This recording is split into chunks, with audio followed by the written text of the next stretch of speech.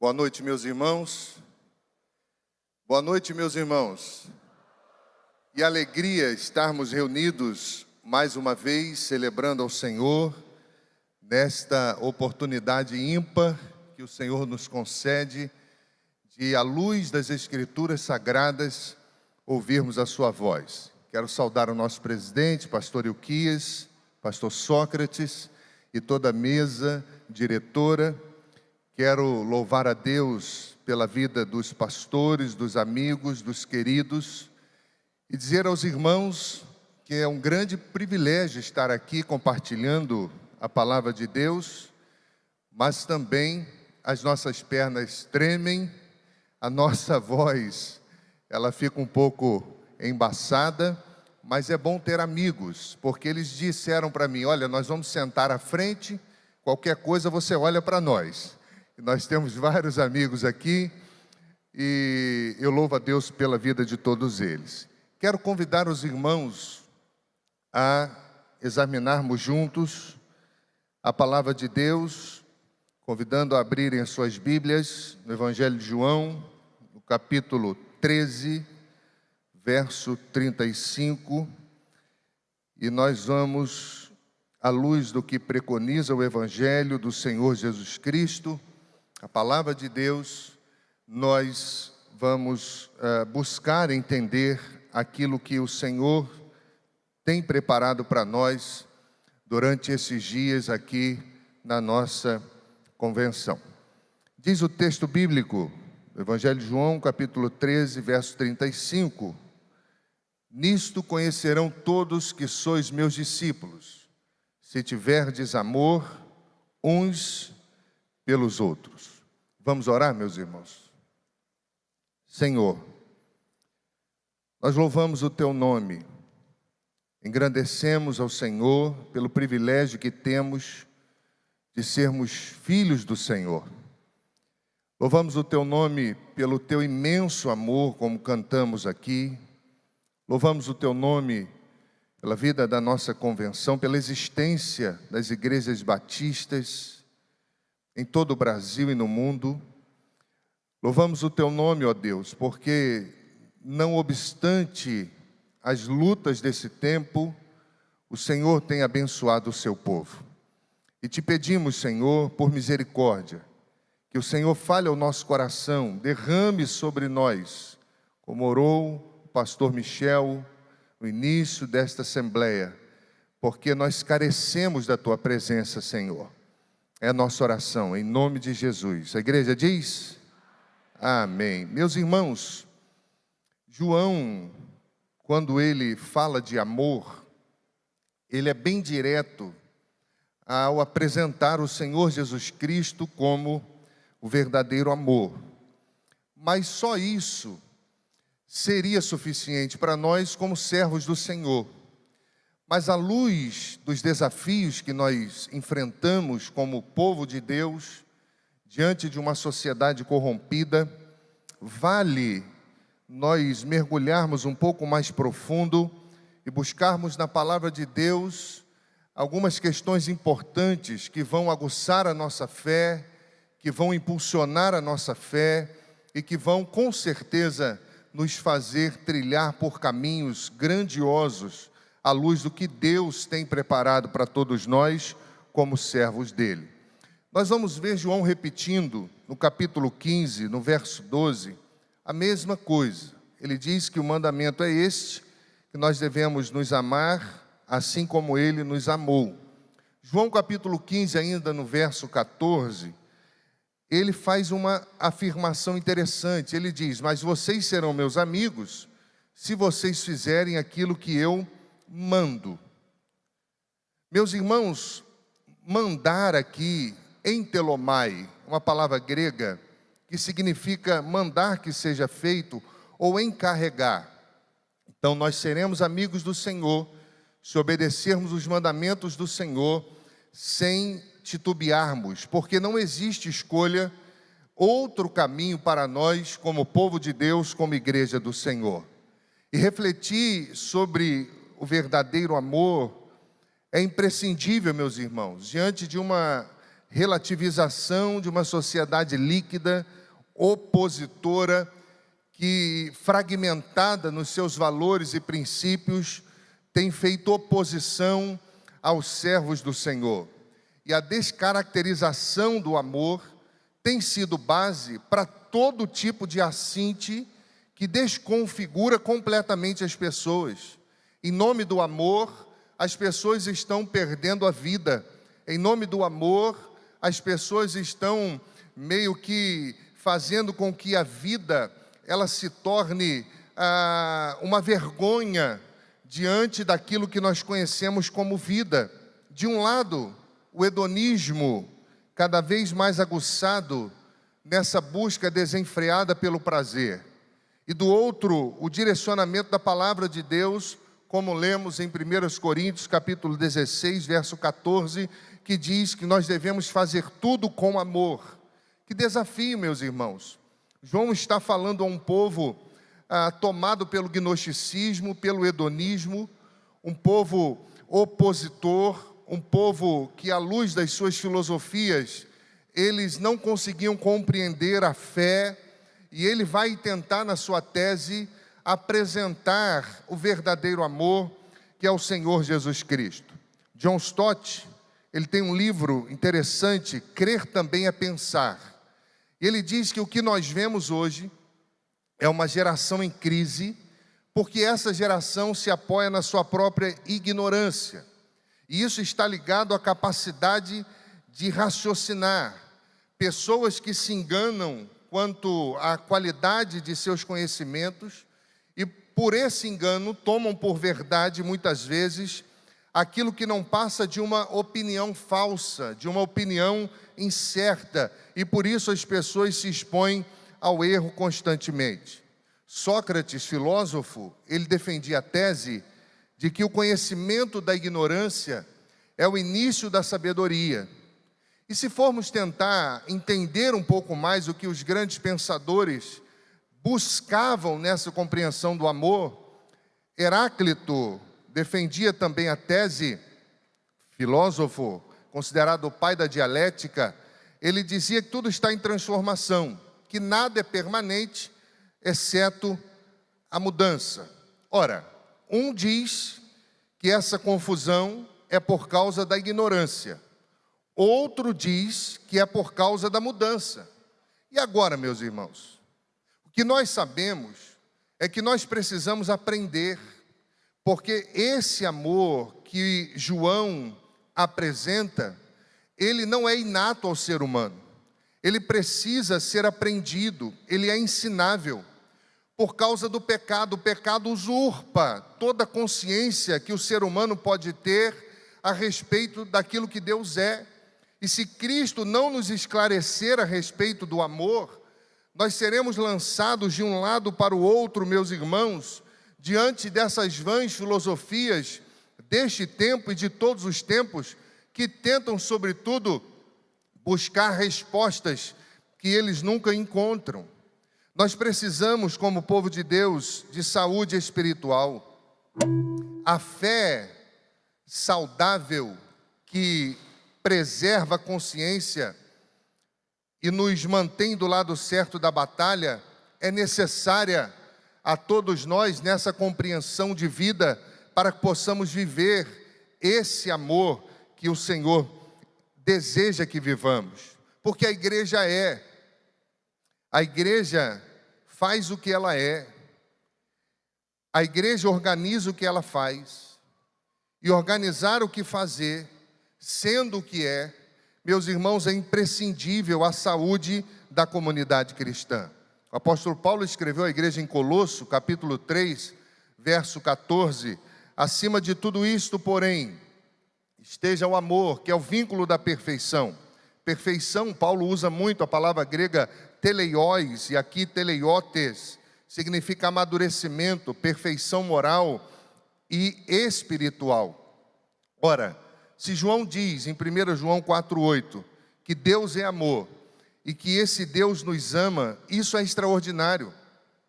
Quando Paulo escreve aos Efésios, capítulo 2, verso 4 a 5, ele diz: todavia, Deus que é rico em misericórdia, pelo seu grande amor com que nos amou, deu-nos vida com Cristo, quando ainda estávamos mortos em transgressões. Pela graça vocês são salvos. Não deveria ser difícil, e meus irmãos, não deveria ser confusa a nossa caminhada nessa vereda. Mas você já percebeu quanta confusão em nome do amor? Você já percebeu quanta heresia nos nossos tempos em nome do amor? Se Deus nos ama, se a palavra de Deus exposta ao nosso coração nos orienta, por que tantas pessoas errando o caminho no que diz respeito ao amor?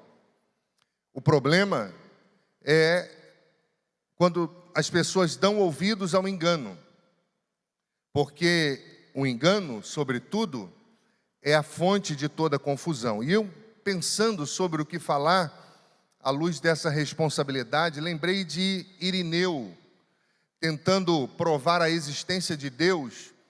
Ele cria uma hipótese. Os mosaicos, antigamente, eles eram enviados com uma chave de montagem. E essa chave era chamada de hipótese. E Irineu usa isso para falar sobre Deus. Ele diz que se você montar as peças adequadamente, no final desse grande quebra-cabeça, você vai encontrar um Deus amoroso, misericordioso, bondoso, tremendo, excelso, grandioso. Mas se você não montar as peças adequadamente, o máximo que você encontrará é um cachorro com raiva. E meus irmãos, o que nós temos visto nos nossos dias é assustador. Eu louvei a Deus quando, meditando na palavra de Deus, ao receber o convite tão honroso para mim, de estar compartilhando com os irmãos a palavra, a visão que a diretoria teve, com certeza é a visão de Deus para esse tempo, para vivermos o verdadeiro amor, para que o reino de Deus se expanda nesse amor. Mas é imprescindível, meus irmãos, ressaltar que quando nós olhamos para as Escrituras, no capítulo 13, quando João, ele começa a introduzir nas perícopes anteriores o assunto do novo mandamento, do que o Senhor Jesus deixaria para os seus discípulos, ele começa dizendo que Jesus lavou os pés dos discípulos. Ora, se o mandamento é amar, o Senhor Jesus começa com um exemplo de humildade e de serviço. E isso chamou muito a minha atenção. Porque, meus irmãos, na sua humildade, na sua humanidade, o Senhor Jesus, após lavar os pés dos discípulos, ele pergunta para eles se eles haviam entendido o que ele fez. Lá no verso 12, vocês entenderam o que eu fiz? Por que Jesus pergunta se eles entenderam? Porque a vida cristã, ela precisa ter consciência. Porque se nós não tivermos consciência daquilo que fazemos, meus irmãos, nós perderemos o senso de propósito e seremos levados, meus irmãos, pelos movimentos tão perigosos em nome do amor. O capítulo 13 de João inicia com um gesto de amor. Jesus se levanta, lava os pés dos discípulos, mas o capítulo 13 também termina com uma contestação de traição. Antes que o galo cante, você, Pedro, me negará 3 vezes. Olha que interessante, no mesmo ambiente de humildade e de amor, é um ambiente de traição. Quanta luta, meus irmãos, nós enfrentamos nesse balançar da vida. Aristóteles afirmava que nós somos aquilo que fazemos repetidamente. Nós somos um povo missionário, nós somos o povo de Deus, nós somos um povo de fé. E quando eu olho para o Evangelho de João, ele é escrito em Éfeso, ao redor ali do ano 100 depois de Cristo, e a igreja havia se estendido ao mundo gentio. Agora ela não era de maioria judaica, agora a grande maioria provinha de um ambiente helenista. A cultura grega muito forte, e a igreja precisava preservar a verdade para poder, meu irmão, vencer os problemas que as pressões culturais à época traziam sobre ela. Portanto, proclamar a verdade diante de comportamentos e culturas diferentes era necessário e era desafiador. Por isso, meus irmãos, me parece que João destaca o discurso de Jesus para atestar não só o que Jesus disse, mas o que Jesus desejou dizer. João se preocupa com isso, porque dizer eu te amo já não mais significa amar. Meus irmãos, qual o equilíbrio necessário para que o amor verdadeiro não seja usurpado? Qual é a melhor definição de amor para esse tempo? Definir amor para a sociedade é um grande mistério, porque é um progresso no mesmo lugar, é um processo de aprofundamento que não se esgota, e na busca por respostas, eles sempre estão no mesmo lugar. Quando nós pensamos na língua grega, existem três principais acepções do amor: Eros, conhecido como Cupido, aquele que une os opostos, que pode destruir o outro pelo egoísmo, porque é uma força que faz o que deseja. Também pode ser conhecido como perversão por causa do egoísmo. Filia, a ideia de amizade, e interessante que Aristóteles, ele dizia que o homem sumamente feliz, ele só consegue ser feliz se ele tiver amigos. Mas também nós temos ágape, que é doação e graça. Nós recebemos divinamente esse amor de Deus e devolvemos para Deus compartilhando entre os homens. Todos os textos onde João apresenta o amor, ele não está falando de algo que usurpa, ele não está falando de uma simples amizade, ele está falando do ágape, ele está falando de doação, de serviço. Enquanto a noção de amor para muitos está ligada à emoção a ser vivenciada, ágape, portanto, é um ato de vontade. É a palavra que Paulo usa para descrever por que Deus enviou seu Filho. Romanos 5,8. Deus prova o seu amor, o seu próprio amor para conosco, pelo fato de ter Cristo morrido por nós, sendo nós ainda pecadores. O ato de amor de Deus foi entregar o seu Filho. E o Senhor Jesus apresenta em Marcos capítulo 12, verso 30 a 34, o principal dos mandamentos. Amarás, pois, o Senhor teu Deus de todo o coração, de toda a tua alma, de todo o teu entendimento e de todas as tuas forças. E o segundo é, amarás ao teu próximo como a ti mesmo. E aqui nós temos algo interessante, porque o verso 33 afirma que excede os holocaustos e sacrifícios. Ou seja, esse amor não é legalista. De um lado nós temos a permissividade, a licenciosidade, em nome de uma numerolatria ou em nome de outras questões muitas do coração humano. E do outro lado nós temos o legalismo.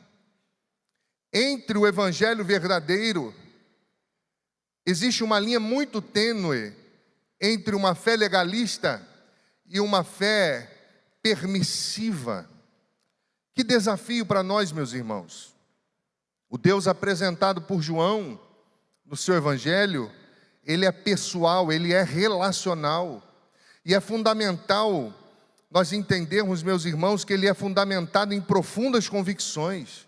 Como lemos em João capítulo 20, verso 31, estes, porém, foram registrados para que creiais que Jesus é o Cristo, o Filho de Deus, e para que, crendo, tenhas vida em seu nome. O verbo crer é fundamental, porque só em João aparece 98 vezes, e 34 vezes nos outros sinótipos.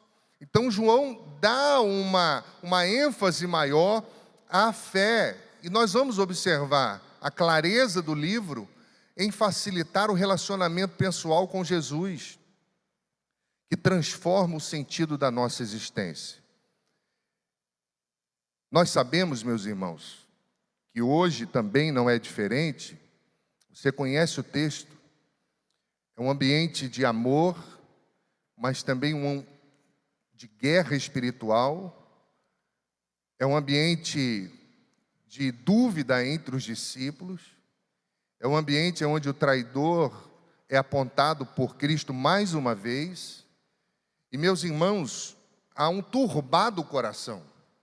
Não é diferente, porque também nós temos tantas pessoas com dificuldades de entender o amor de Jesus hoje. Quando João estabelecer a fé em Jesus como Filho de Deus, os gregos não viam sentido nisso. E os judeus, nós sabemos, queriam matá-lo. João 5,18 diz: por isso, pois os judeus ainda mais procuravam matá-lo, porque não somente violava o sábado, mas também dizia que Deus era o seu próprio Pai, fazendo-se igual a Deus. Por isso, nós vamos entender que o propósito evangelístico declarado em João, ele é apresentar o evangelho de Jesus, primeiro aos judeus e depois aos gregos.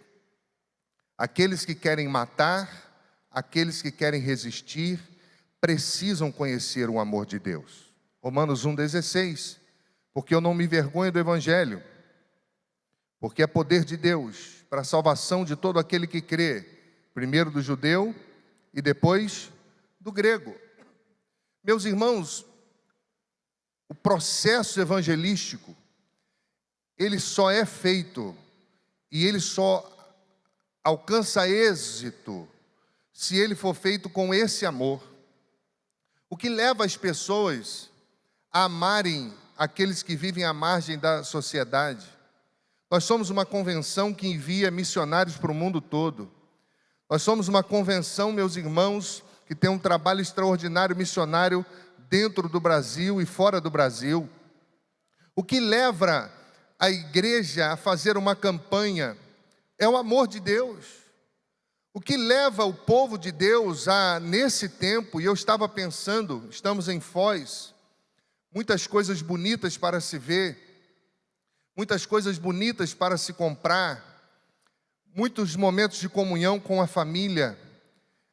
E eu fiquei pensando, quem sabe nós não podemos levantar a maior oferta missionária da história das nossas convenções nesse tempo.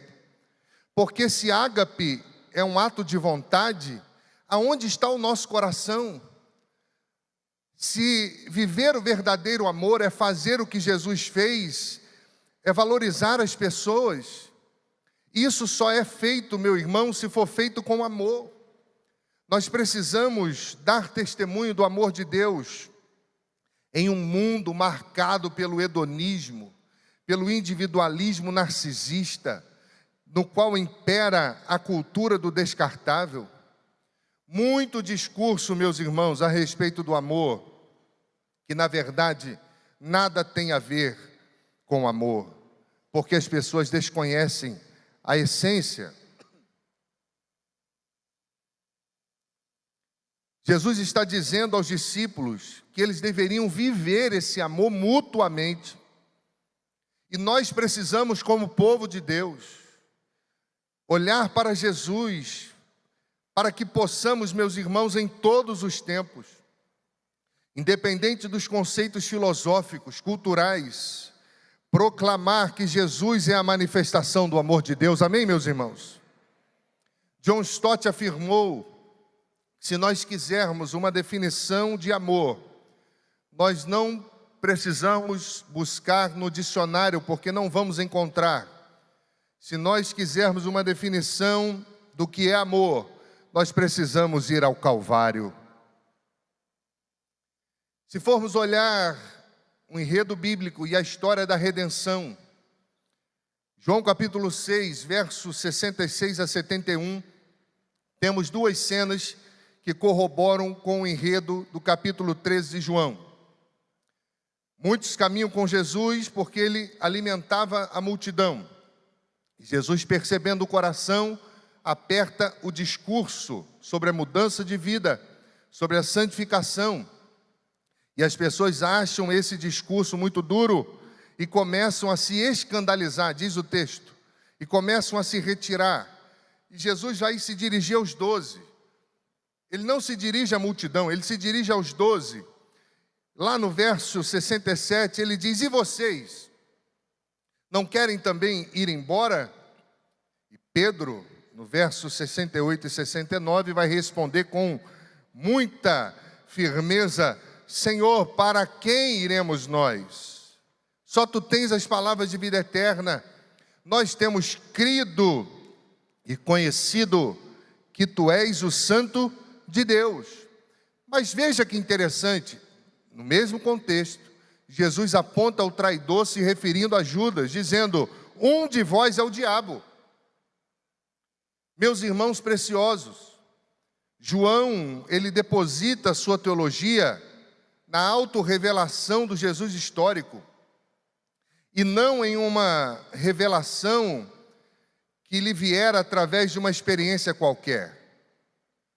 Possivelmente, a pessoalidade egoísta, meus irmãos, que habita em cada um de nós, seja o agente que usurpa a nossa compreensão do verdadeiro amor. Nós precisamos aprender com Jesus. 1 João capítulo 4, verso 19, diz: nós amamos porque Ele nos amou primeiro. E como é bom ser amado por Deus, não é? Como é bom saber que Deus nos ama.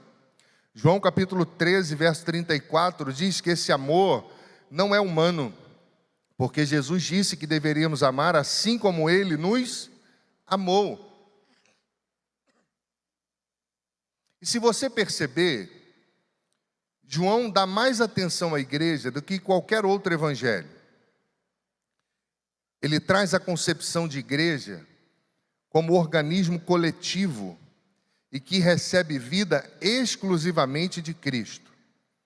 E esse amor, meus irmãos, o amor ágape, o amor que se doa, só é visto na igreja.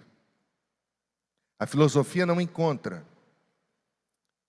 Os grandes pensadores desse tempo não conhecem. E até zombam quando observam a igreja amando com o amor de Jesus. Quando nós olhamos para o capítulo 13, os primeiros versículos, Jesus os ama até o fim. O texto começa assim: e amando-os até o fim, lavou os seus pés. E se você perceber, Judas estava ali, Pedro estava ali. E na indicação do traidor, nós temos algumas coisas também que mexem com o nosso coração. Verso 21, Jesus fica angustiado, do grego tarasso, agitado, sacudir, perturbado. Do verso 22, 25 e 28, nós vemos a incompreensão dos discípulos a respeito da afirmação de Jesus sobre a traição de um deles. Jesus diz a Judas, tomado pelo inimigo de nossas almas: olha, o que você vai fazer, faz depressa. E a Bíblia diz que Judas sai, e os discípulos não entendem nada. Eles acharam que Jesus havia mandado Judas comprar comida. O ambiente muda. Eles ficam se olhando e não percebem o que acabara de acontecer ali. Quando não há uma compreensão, meu irmão, correta do amor de Deus, muitas vezes nós ficamos assim. Existe uma batalha espiritual, e eles acham que Jesus havia mandado com que Judas pudesse comprar alguma coisa. Nós vivemos em um tempo em que percebemos muito pouco as questões espirituais. Mateus 24, 12, afirma que por aumentar a iniquidade, o amor de muitos esfriará. Que amor esfriará, irmãos? O amor eros, filia, não, o amor ágape. Por isso, tanta falta de serviço nesses dias. Por isso, tão poucos trabalhadores nesses dias. Por isso, meus irmãos, nós temos visto a iniquidade, do grego anomia, negação da lei, ilegalidade, falta de conformidade com a lei, violação da lei, desacato à lei, impiedade. Iniquidade, ela é a soma das maldades que vão torcendo a caminhada do homem.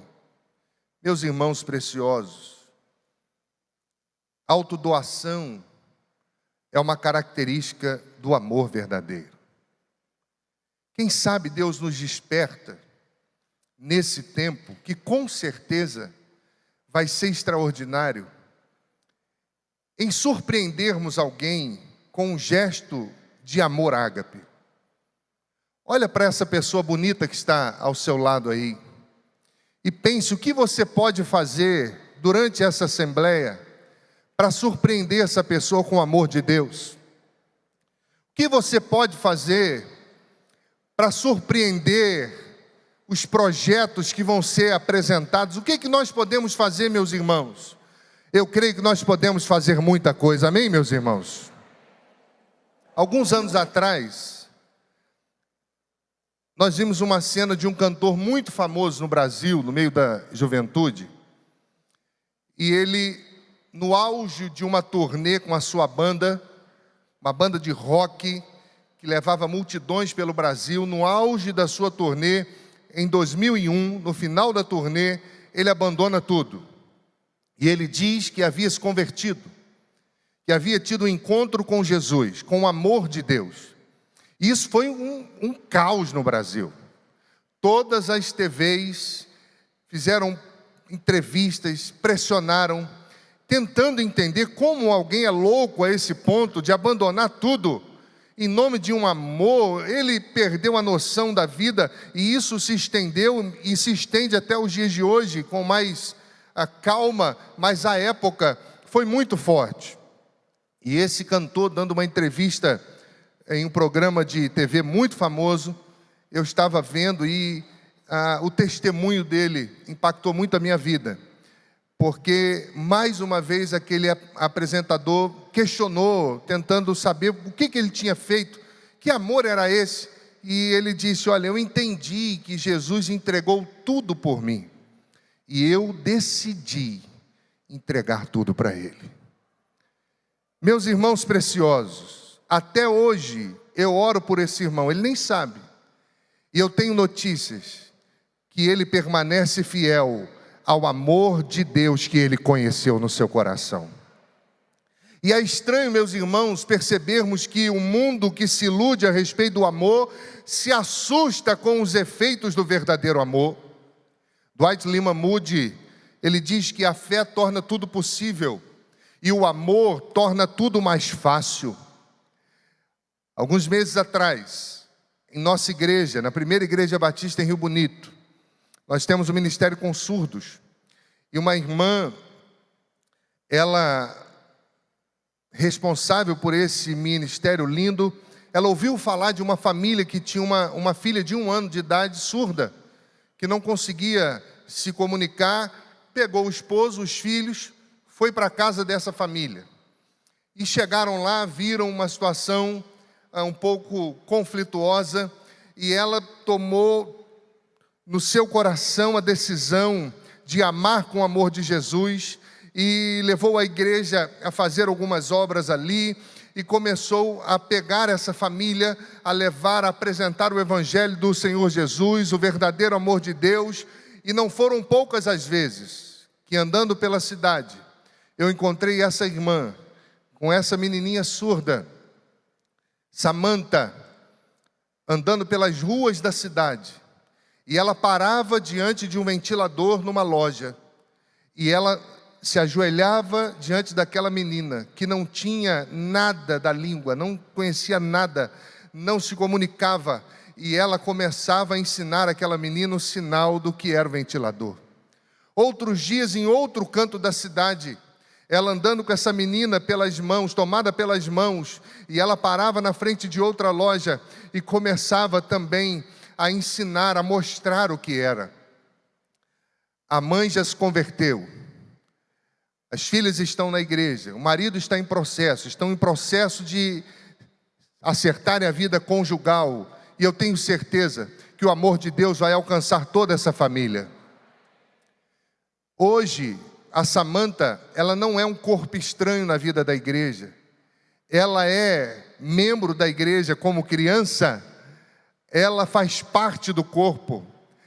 No meio do ano, na EBF ou nas férias legais, eu tenho um vídeo que me emociona muito, de ver as crianças no púlpito da igreja, no palco, cantando e dançando. E quando eu olhei, eu vi a Samanta também ali, com muita felicidade. E eu puxei a câmera e filmei. Fernanda estava sentada no chão, na frente de todo mundo, sinalizando, sorrindo. E aquela criança fazendo parte do corpo de Deus, porque alguém decidiu amá-la com o amor de Jesus.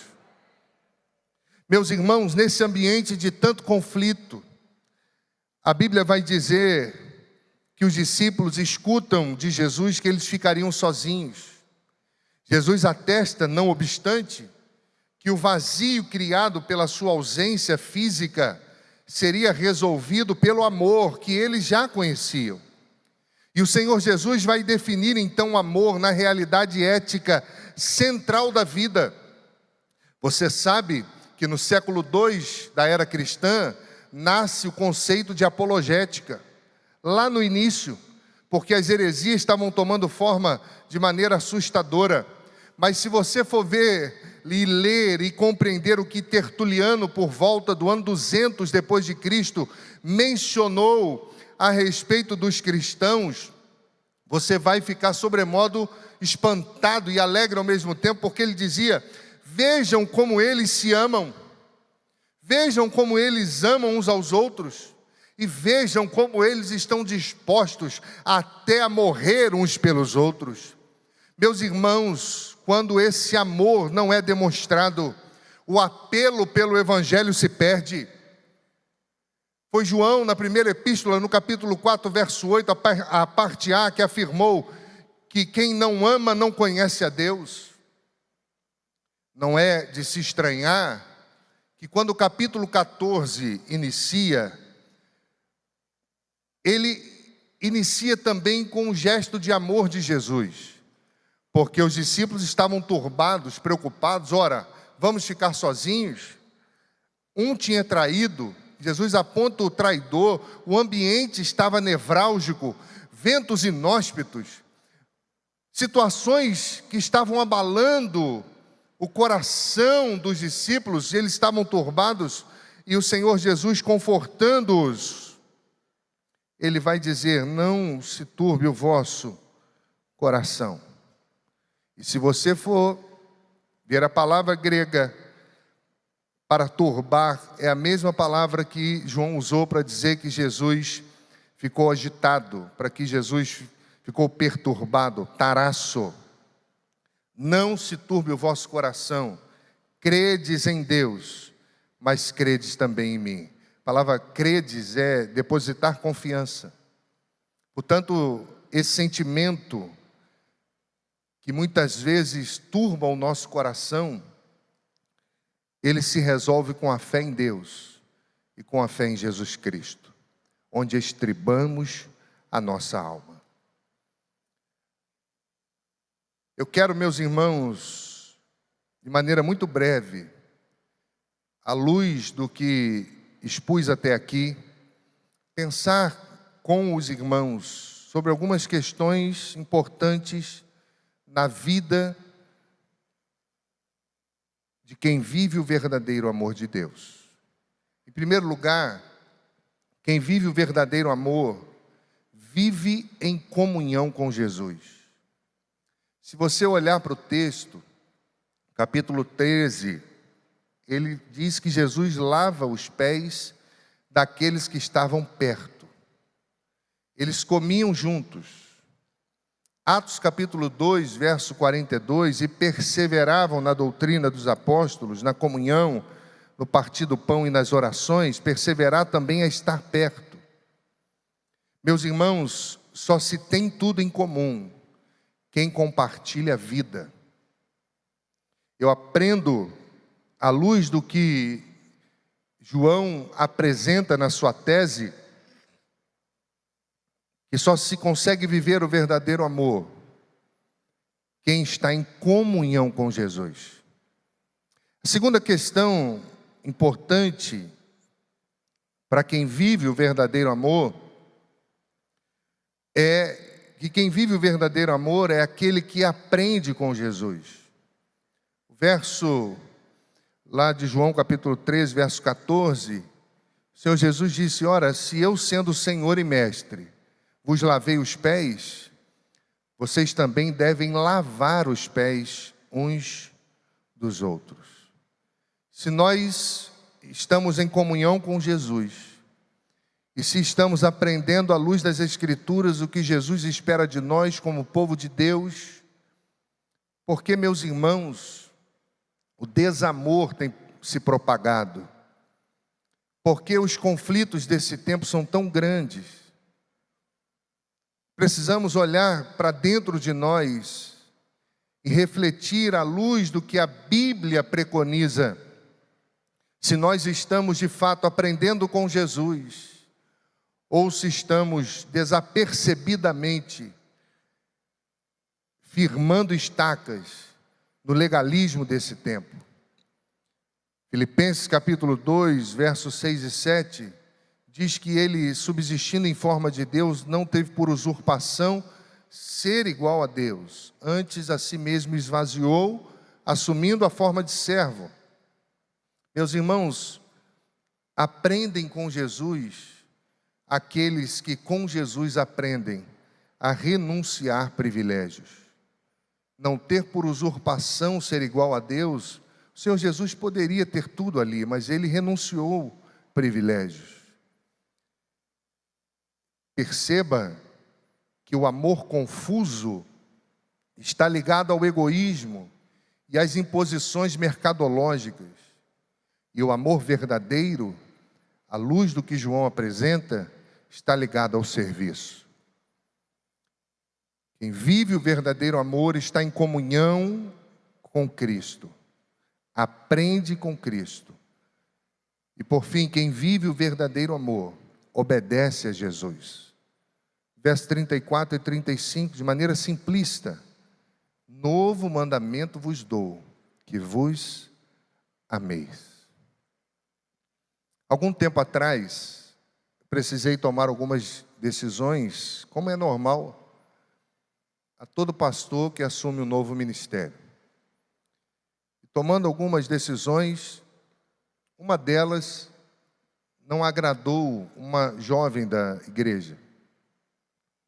E essa jovem foi para as redes sociais e fez postagens e mais postagens, e eu não vi. Mas alguns jovens prontamente tiveram o trabalho de printar todas as postagens e mandar para mim. E eu fiquei muito bravo. E eu disse: não pode. Essa menina não pode fazer isso. Eu vou tomar uma providência. E eu marquei com ela 5 vezes para nos encontrarmos. E em cima da hora ela desmarcava. E eu ficava esperando, com aqueles prints ali. Eu falava: quando ela chegar aqui, ela vai ter que me explicar isso. E, meus irmãos, ela marcava e desmarcava. O tempo passou, 1 ano se passou. Deus já tinha cuidado do coração dela, e Deus também já tinha cuidado do meu coração. Até que um dia, a secretária diz: pastor, a irmã tal está querendo falar com o senhor. Eu disse prontamente: marque tal dia. E aquela jovem entra no meu gabinete, e eu já com o coração agora não mais duro, agora cheio de misericórdia, eu olho para ela com o olhar de amor de Jesus. E ela começa a conversar comigo, e eu digo: minha filha, abro a gaveta, puxo aquele monte de xerox, coloco em cima da mesa e digo a ela: minha filha, nós precisamos conversar sobre isso aqui. Por que você fez isso? E ela, sem saber o que dizer, ela começa a chorar. E ela diz: pastor, eu não sei por que eu fiz isso, mas eu quero que o senhor me perdoe. E aí eu pude levantá-la e dizer a ela: minha filha, eu te perdoo em nome de Jesus. Essa é a sua igreja, esse é o seu povo, e nós vamos caminhar juntos para a glória de Deus. Meus irmãos, quando nós aprendemos com Jesus, nós abrimos mão de privilégios humanos, nós amamos com um amor diferente, nós vencemos a dor, o ódio muitas vezes e a dureza do nosso coração, porque os discípulos de Jesus amam, se dedicam, se valorizam, se respeitam, se doam. Os discípulos de Jesus perdoam, proclamam que Jesus Cristo é o Senhor nas atitudes diárias, proclamam que Jesus Cristo é o autor da vida e Ele é a própria vida. Irmãos preciosos, a primeira epístola de João, capítulo 5, verso 3, ele diz: porque nisto consiste o amor de Deus, em obedecer os seus mandamentos, e os seus mandamentos não são pesados. Se João 14,15 diz: se me amais, guardareis os meus mandamentos, logo, o que o Senhor espera de nós não é difícil. Quem sabe, meus irmãos, diante das pressões desse tempo, nós precisamos intensificar a nossa comunhão com Jesus.